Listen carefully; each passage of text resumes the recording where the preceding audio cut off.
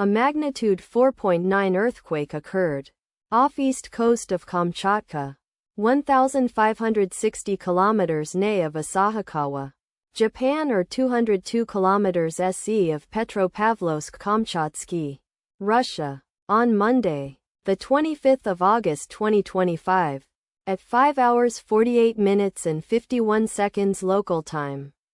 The quake had a depth of 20 kilometers and was not felt, or at least not reported so. Data source from EMSC. Did you feel it? Let us pray. May the earthquake that occurred not affect our brothers and sisters there. May the earthquake not happen again. And may God protect everyone. Amen.